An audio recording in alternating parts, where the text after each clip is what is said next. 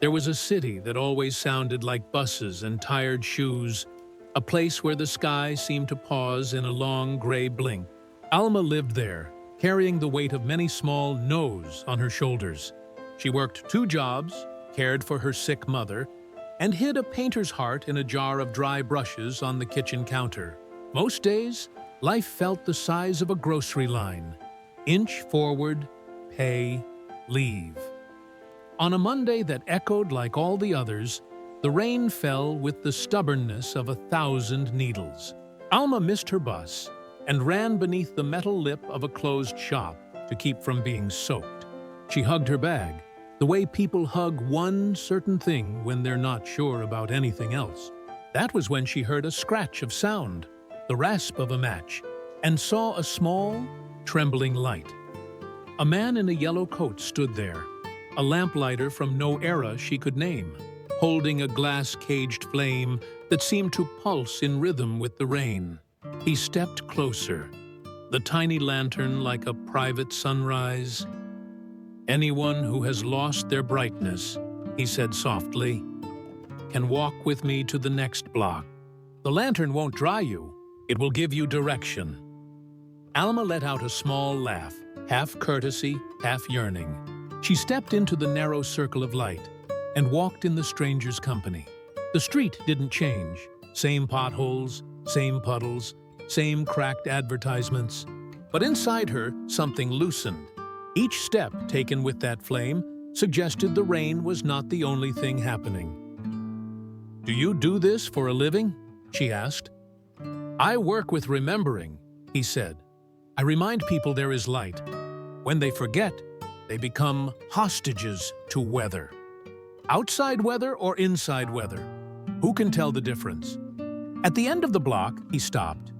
The lantern mirrored itself in Alma's eyes. He reached into his pocket and handed her 3 matches wrapped in waxed paper. "For when you cannot find me," he said, "they are not for lighting the house. They are for lighting the gesture." The gesture? Gratitude. When everything feels too cold, strike one and thank something real. A stone to step on, a roof for 1 minute, a name that calls you. It won't change the rain. It will change the one who walks through it. Alma smiled politely, pocketed the matches, and went on. Poetry was not what paid her bills, but that night, the neighborhood power flickered out. Her mother coughed a storm, and darkness filled the small apartment like water. Panic rose in Alma's throat. She opened a drawer for a pair of scissors and found the paper packet instead. "Light the gesture," the man had said. Alma struck a match. Flame climbed up like a small, brave tongue and briefly found an old portrait of her mother, young and laughing, with baby Alma in her arms. Something unknotted in her chest. Reflexively, Alma whispered, "Thank you for all we have crossed together. Thank you for this roof that leaks less than the sky. Thank you for my hand that can still strike a match." The flame went out. The room was dim again, but not as before. There was light in her breathing.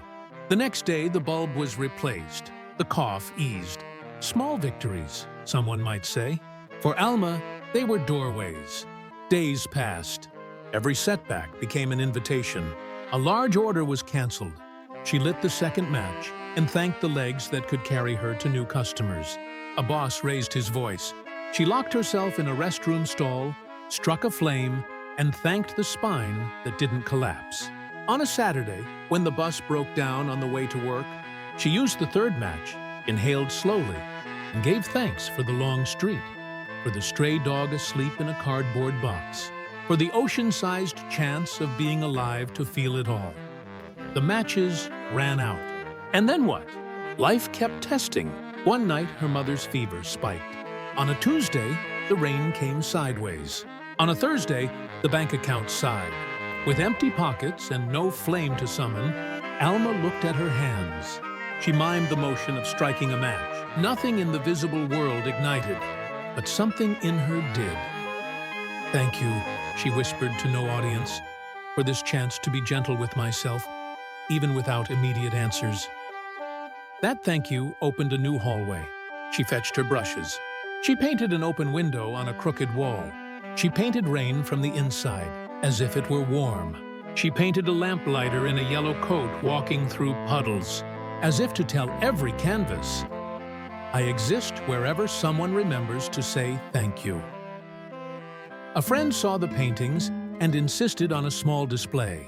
Alma laughed at the audacity and tried anyway. A co-working corridor, 2 sales, 5 commissions, a school that wanted posters for an emotional wellness project. Money did not arrive as a miracle. It arrived like a river that finally found its bed. Months later, in another hard rain, Alma turned a familiar corner and saw the yellow coat again. Joy tripped her steps. She ran. I used the matches, she said, tears wetting the meteorology of her face. And when they were gone, I kept lighting from within. I didn't know I could. Thank you. The man smiled like someone who recognizes a traveled road.